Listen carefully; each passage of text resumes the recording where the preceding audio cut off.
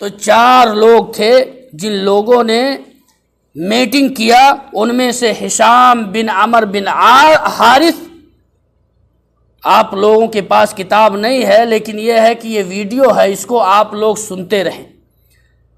4 لوگوں نے جو صحیفہ چاک کیا، پھاڑا، ان میں سے ایک ہشام بن عمر بن حارث پہلا شخص، دوسرا جو تھا وہ زہیر بن ابی امیہ المخزومی، زہیر بن ابی امیہ المخزومی، تیسرا زمعہ بن اسود، زمعہ بن اسود تیسرا، چوتھا مطعم بن عدی، چوتھا مطعم بن عدی، اور پانچواں جو تھا ابو البختری بن ہشام۔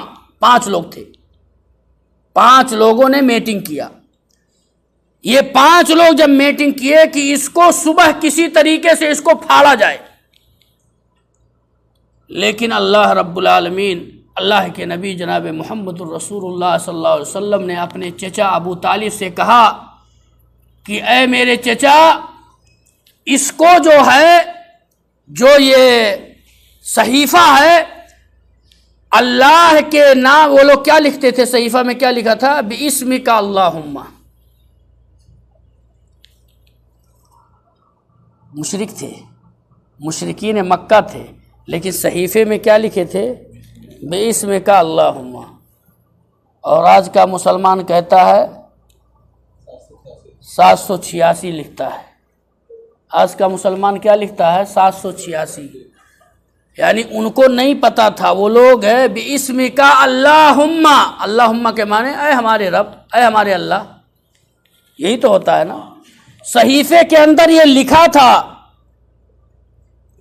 وہ مشرکین تھے، شرک کرتے تھے، لیکن آج کے مسلمانوں کی طرح سے نہیں۔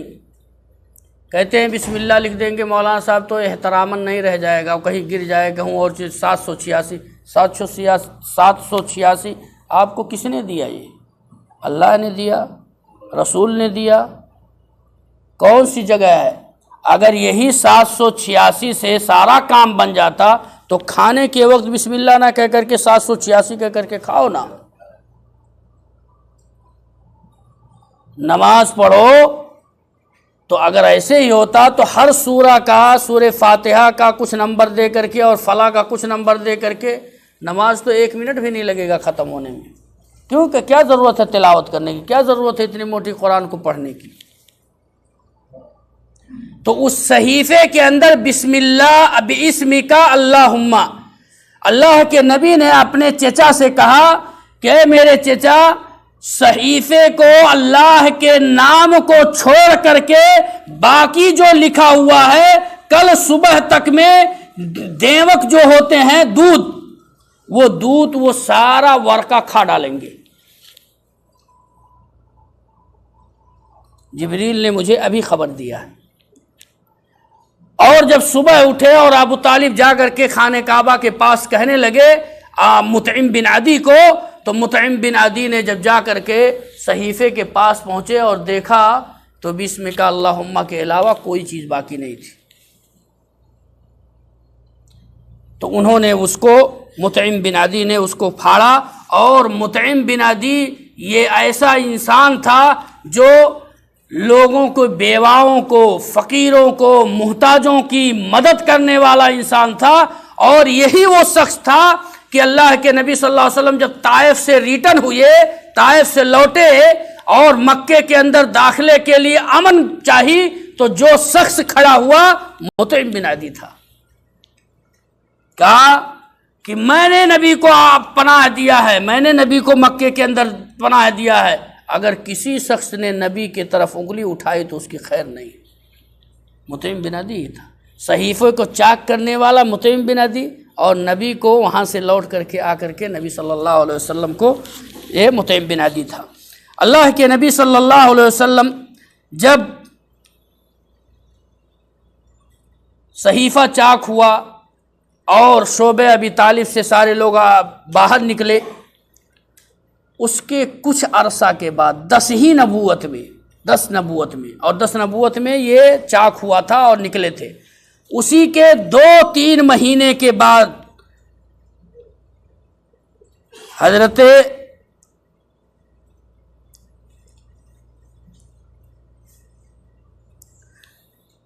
6 یا 8 مہینے کے اندر، 6 اور 8 مہینے کا اس سے اختلاف ہے 10 نبوت میں۔ 10 نبوت کس کو بولتے ہیں؟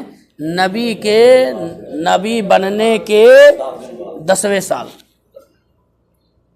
جب وہاں سے نکلے تو رجب میں کچھ روایت میں آتا، کچھ روایت میں آتا رمضان میں شعبہ ابی طالب سے نکلے تھے، اور اس کے 6 مہینہ یا 8 مہینے کے بعد حضرت ابو طالب کا انتقال ہو گیا۔ ابو طالب کا انتقال ہو گیا۔ اس وقت اللہ کے نبی صلی اللہ علیہ وسلم گئے اور ابو طالب کو دعوت دی، کہا کہ اے عمی قل لا الہ الا اللہ کلمۃ وحاج بہا بک عند اللہ، اے میرے چچا لا الہ الا اللہ پڑھ لو، اقرار کر لو، میں اللہ رب العالمین سے تمہیں سفارش کر کے تمہیں جنت میں داخل کرواؤں گا۔ لیکن اس کے پاس اسی لیے کہتے ہیں کہ سنگت کا بہت برا اثر ہوتا ہے۔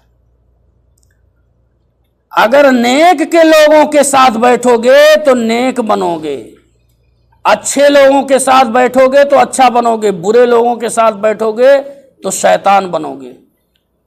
ان شیطانوں کے پاس بیٹھو گے شیطان بنو گے، اچھے لوگوں کے ساتھ بیٹھو گے اچھا بنو گے۔